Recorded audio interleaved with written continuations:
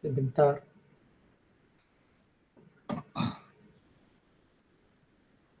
Salam sejahtera. Saya akan membentangkan kajian tindakan yang saya lakukan untuk membantu para pelajar saya sempena dengan KonBio untuk tahun 2021. Saya merupakan pelopor ataupun salah seorang ahli tim inovasi PDPS KVAS yang dibentuk oleh Kolej Vocational Alustar.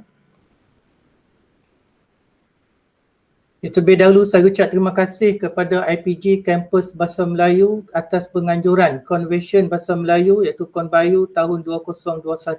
Itu di bawah nama saya lah. Seperti yang sebagai tahu tadi, saya adalah pelopor dan juga ahli kumpulan untuk tim inovasi PDPS. Dan saya adalah menerajui untuk kajian tindakan. Saya mulakan pembentangan saya dengan serangkap pantun. Bulan mengambang hiasi malam, pungguk rawan tiada tertahan. Pemanis kata, pembuka kalam, pembentangan ilmu ilmiah dimulakan.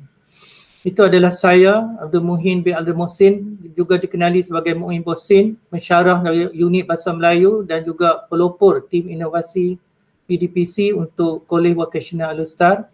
Saya mulakan pembentangan kajian tindakan ini dengan kata-kata ini. Seorang guru itu dianggap gagal kalau dia tidak dikalahkan oleh muridnya. Oleh itu guru mestilah mencuba sehabis daya untuk memahirkan para pelajar atau murid-muridnya. Kajian tindakan ini dilakukan adalah untuk membantu dalam pembelajaran dan pemudahcaraan PDPC dalam kalangan guru Bahasa Melayu, iaitu yang diberi tajuk sebagai Pantas Komsas. Kajian ini diperkenalkan kerana kaedah ini mampu menarik minat pelajar. Kalau dulu mereka tidak minat mempelajari Komsas, dengan adanya kaedah ini mampu menarik minat mereka. Kaedah ini juga mampu menepani revolusi industri 4.0 yang berpusatkan para pelajar. Kaedah ini juga sesuai dengan pembelajaran pada abad ke-21 di PK21. Kaedah ini juga adalah bersifat interaktif, iaitu para pelajar boleh berhubung dengan saya ataupun dengan guru yang menggunakan kaedah ini melalui media sosial. Jadi secara keseluruhannya, kaedah ini membantu pelajar untuk memahami kandungan Komsas iaitu Komunen Sastra dengan lebih berkesan. Dan akhir sekali kaedah ini diharap mampu membantu para guru untuk mencapai objektif PDPC yang ditetapkan di dalam kelas. Secara umumnya dapatlah dikatakan bahawa kaedah Pantas Komsas ini bertujuan untuk meningkatkan kemahiran pelajar menjawab soalan Komsas yang ada kaitan dengan cerita. Iaitu mereka perlu mempelajari Komsas berbentuk cerita, iaitu novel, cerpen, drama dan prosa tradisional. Kegagalan mereka membaca menyebabkan mereka tidak mengetahui isi kandungan dan menyebabkan mereka tidak boleh menjawab soalan peperiksaan. Oleh itu satu kaedah, iaitu kaedah Pantas Komsas diperkenalkan untuk membantu mereka menjawab soalan peperiksaan tanpa membaca keseluruhan cerita-cerita tersebut.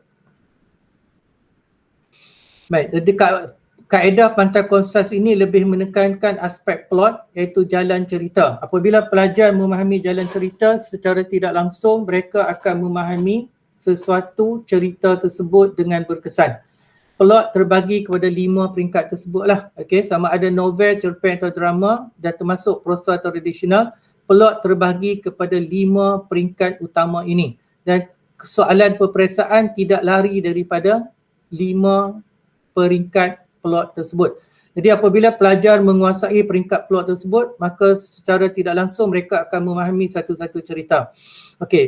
Ketika melaksanakan kaedah ini, para pelajar ataupun guru akan menerangkan lakaran Pantas Komsas. Ini adalah lakaran Pantas Komsas. Lakaran itu berbentuk 3 segi dan kita akan masukkan 5 peringkat plot tadi. Yang berwarna merah itu adalah peringkat utama plot. Manakala yang berwarna biru itu adalah subplot. Yang kita tekankan kepada para pelajar adalah peringkat utama plot yang berwarna merah itu. Contoh berikutnya adalah bagaimana kita menggunakan lakaran Komsas ini dalam satu cerita, iaitu bahasa klasik. Bahasa klasik ini dia menggunakan bahasa lama. sekiranya pelajar membaca mungkin mereka tidak faham, jadi kita menggunakan lakaran ini bagi membolehkan mereka memahami cerita melalui peristiwa-peristiwa plot. Okey, pelajar akan mengisi setiap peringkat itu setelah perbincangan dibuat di dalam kelas. Apabila kita membincangkan perkara-perkara ataupun isi kandungan tentang satu-satu cerita, contoh dia, katakan proses tradisional kepimpinan teladan, jadi mereka akan mengisi peristiwa-peristiwa bagi setiap plot ini. Dengan secara tidak langsung mereka boleh memahami cerita, okay, dari awal hinggalah akhir. Okay. Baik, kumpulan sasaran dalam kaedah ini adalah 24 orang pelajar tahun 2, iaitu program teknologi kimpalan. Saya mengambil tahun 2 kerana pada hujung tahun mereka akan menduduki peperiksaan CJ Vocational Malaysia yang setara dengan SPM. Okay, selalunya inovasi ini dia akan bermula dengan masalah. Inilah masalah kami ketika mengajar Komsas. Okay, saya anggap dia sebagai punca kuasa kaedah ini dijalankan atau diperkenalkan.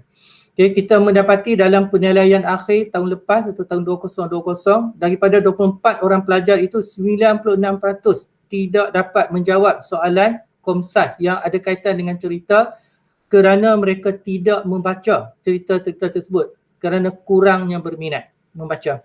Ini dari segi carta pai kita dapat lihat di situ, okay, 96% adalah salah, okay, tidak boleh menjawab soalan Komsas. Sebab itulah kaedah ini diperkenalkan.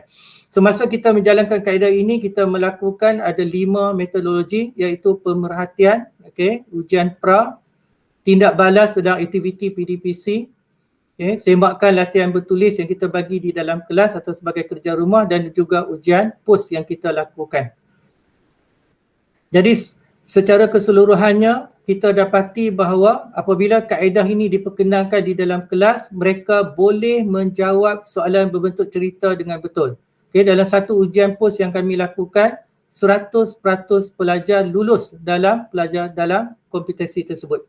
Okay, selain 24 orang pelajar itu, kami juga telah membuat sasaran kepada 10 orang daripada program yang berbeza. Sama juga didapati bahawa penggunaan kaedah ini mampu meningkatkan markah ataupun prestasi mereka dalam ujian ataupun soalan yang berkaitan dengan Komsas.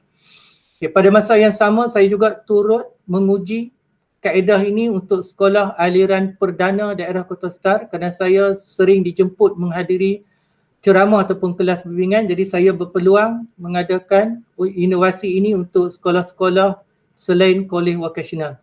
Di sini ada 10 orang pelajar daripada sekolah berbeza dan kita dapati bahawa mereka juga mampu meningkatkan markah dalam Komsas, okey. Baik, setelah diperkenalkan kaedah ini. Okay, jadi secara kesimpulannya dapatlah dikatakan kaedah Pantai Komsas ini boleh membantu para pelajar, okay, dan juga guru bahasa Melayu dalam kompetisi Komsas, terutama yang berbentuk cerita. Okey, akibat daripada ekoran daripada jemputan saya mendirikan kelas-kelas bimbingan secara percuma, akhirnya saya telah dianugerahkan gelaran My Hero oleh Jabatan Perdana Menteri. Okey, akibat kesanggupan saya membantu secara percuma lah, secara sukarela kepada pelajar-pelajar yang berada dalam latar belakang lemah ataupun latar belakang dalam golongan miskin lah, okey, iaitu B40. Okey, ni gelaran ini diberikan oleh jabatan, pengiktirafan ini diberikan oleh Jabatan Perdana Menteri Malaysia. Okey, tu gambar saya di liputan akhbar juga. Okey, selain itu kaedah ini juga turut mendapat liputan daripada akhbar Arus Perdana dalam pelbagai bahasa. Okay, saya juga mengendalikan kelas secara maya atau bersemuka dengan menggunakan kaedah ini. Ini peringkat kebangsaan, okay, pelajar di Malaysia, ini pun sama.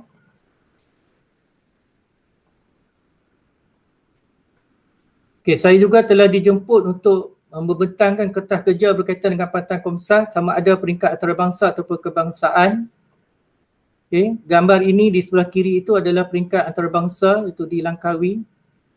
Dijemput sebagai pembentang jemputan. Saya juga turut mendapat liputan daripada berita Perdana RTM berkaitan dengan kaedah yang digunakan, itu YouTube berita tersebut. Ini gambar saya di dibuat liputan tersebutlah. Okay. Paling membanggakan saya adalah kisah saya ini telah diabadikan dalam buku teks ketika tahun 5 yang diguna pakai mulai tahun 2021. Okay. Semuanya kerana saya memperkenalkan kaedah pantai komsas yang boleh membantu para pelajar pelbagai kaum, pelbagai latar belakang dalam memahami subjek bahasa Melayu. Okay, pengajaran ini juga dimuat turun, ataupun dimuat naik ke dalam YouTube. Okay, oleh sebab kaedah ini berbentuk interaktif, jadi saya menyediakan satu blog khusus untuk para pelajar berinteraksi dengan saya, dan blog saya antara blog yang paling banyak, blog BM yang paling banyak dilayari oleh para pelajar lah. Setakat ni ada hampir 4 juta lah, 4 juta pelayar.